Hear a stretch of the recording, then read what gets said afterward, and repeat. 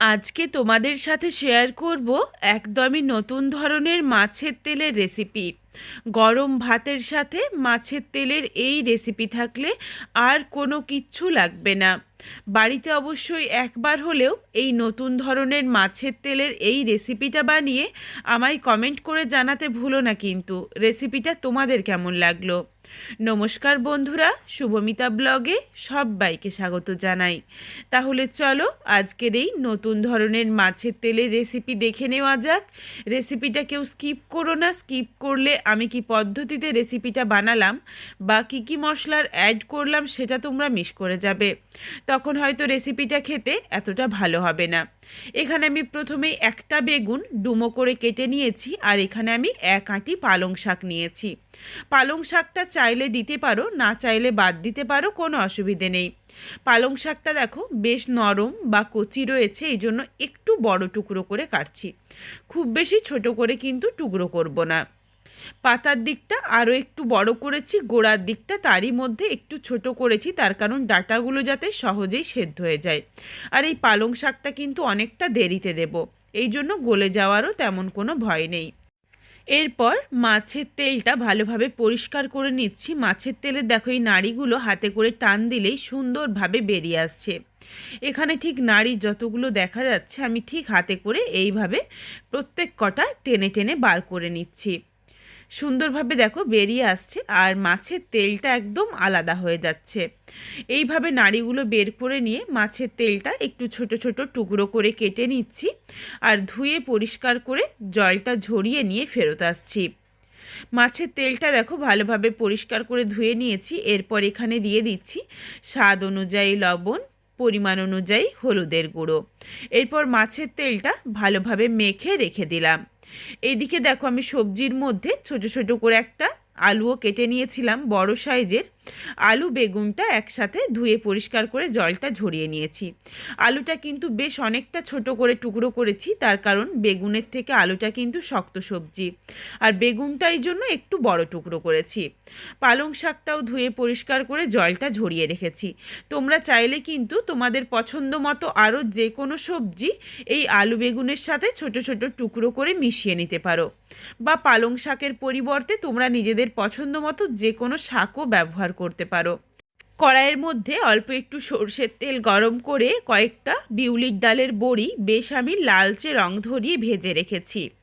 তারপর কড়াইয়ের মধ্যে অল্প একটু সরষের তেল গরম করে নিলাম, খুব বেশি তেল দিলাম না, তার কারণ মাছের তেল থেকেও বেশ খানিকটা তেল ছাড়বে। তেলটা গরম হয়ে গেলে দিয়েছি অল্প পরিমাণে 5 ফোড়ন আর শুকনো লঙ্কা ফোড়ন। এটা দিয়ে নাড়াচাড়া করে ফোড়নটা ভেজে নিয়ে দিয়ে দিলাম কেটে রাখা আলু বেগুন। এরপরে আলু বেগুনের স্বাদ অনুযায়ী অল্প একটু লবণ দিয়ে নাড়াচাড়া করে আলু বেগুনটা বেশ একটু হালকা লালচে রং ধরিয়ে ভেজে নেব। এইভাবে যদি সবজিটা প্রথমেই একটু ভেজে নেওয়া হয় তাহলে কিন্তু রান্নাটা খেতে বেশ ভালো লাগে। নাড়াচাড়া করে দেখো বেশ একটু একদম হালকা করে ভেজে নিয়েছি, খুব বেশি কিন্তু ভাজিনি। আলু বেগুন থেকে যেটুকু জল বেরিয়েছিল জলটা ভালোভাবে শুকিয়ে গেছে আর হালকা করে ভাজা হয়ে গেছে। এরপর দিয়ে দিলাম বেশ বড় সাইজের একটা পেঁয়াজ কুচি, প্রায় 7-8 কোয়ার মতো রসুন কুচি, 2-3টে কাঁচা লঙ্কা কুচি। এই পেঁয়াজ রসুন আর কাঁচা লঙ্কা দিয়ে নাড়াচাড়া করে আবারও কিছুক্ষণের জন্য একটু ভাজা ভাজা করে নেব। আর এই পেঁয়াজ রসুন বা কাঁচা লঙ্কা ভাজতে ভাজতেই আলু বেগুনটা কিন্তু আরও একটু বেশ লালচে রং ধরিয়ে ভাজা হয়ে যাবে। এই জন্য প্রথমেই কিন্তু খুব বেশি লাল করার দরকার নেই, তখন আবার পুড়ে যেতে পারে, সেই ক্ষেত্রে খেতে ভালো লাগবে না। বেশ দেখো হালকা করে পেঁয়াজ রসুনের মধ্যেও সুন্দর একটা হালকা রং ধরেছে আর একটা সুন্দর গন্ধ আসছে। এরপর দিয়ে দিলাম পরিমাণ অনুযায়ী হলুদের গুঁড়ো, ঝালের জন্য লঙ্কার গুঁড়ো, হাফ চামচের থেকে একটু কম পরিমাণে জিরের গুঁড়ো। এখানে ধনের গুঁড়ো ব্যবহার করলাম না, তার কারণ ধনেপাতা কুচির ব্যবহার করব। তোমরা যদি ধনেপাতা কুচি না দাও সেই ক্ষেত্রে চাইলে ধনের গুঁড়ো দিতে পারো। তারপরে দিয়ে দিয়েছি বড় সাইজের একটা টমেটো কুচি। টমেটো দিয়ে নাড়াচাড়া করে মিশিয়ে নিয়েই দিয়ে দিলাম ধুয়ে পরিষ্কার করে রাখা মাছের তেল। এরপর মাছের তেল দিয়ে সবজির সাথে খুব ভালোভাবে নাড়াচাড়া করে মিশিয়ে নিচ্ছি।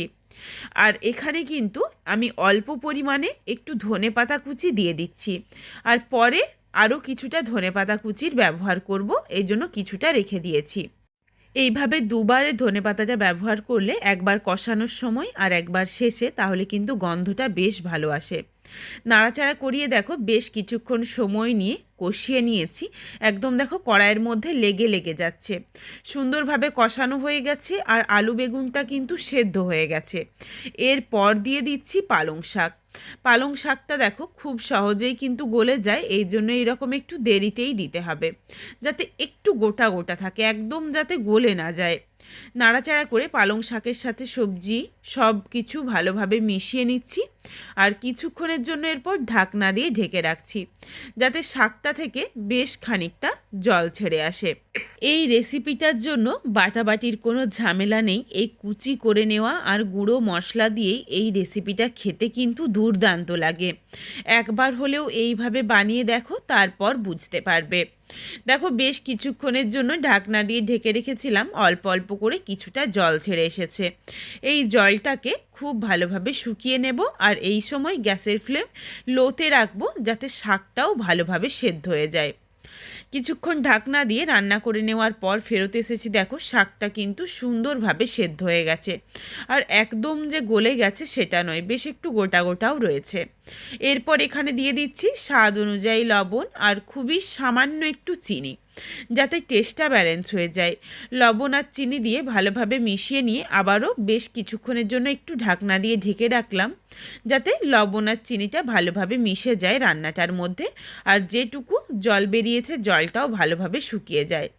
জলটা দেখো খুব ভালোভাবে শুকিয়ে গেছে, এরপর কড়াইয়ের মধ্যে লেগে লেগে যাচ্ছে। এরপর নাবিয়ে নেওয়ার আগে যেই বড়িটা ভেজে রেখেছিলাম, ভেজে রাখা বড়িটা হাতে করে একটু গুঁড়ো করে দিয়ে দিচ্ছি, যাতে ভালোভাবে মিশে যায়। আর দিয়ে দিলাম বাকি যেটুকু ধনেপাতা কুচি ছিল সেটাও দিয়ে দিয়েছি। এরপর নাড়াচাড়া করে মিশিয়ে নিয়ে গ্যাসের ফ্লেমটা অফ করে নেব আর রেসিপিটা নাবিয়ে নেব।